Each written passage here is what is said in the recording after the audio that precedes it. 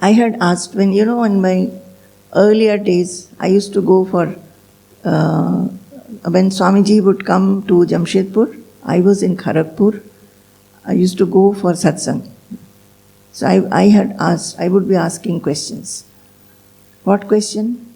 I asked him one day, Swamiji, how to grow vairagya in this life? So I was very young at that time. Swamiji said, don't talk of vairagya now. What is vairagya? That is disinterestedness.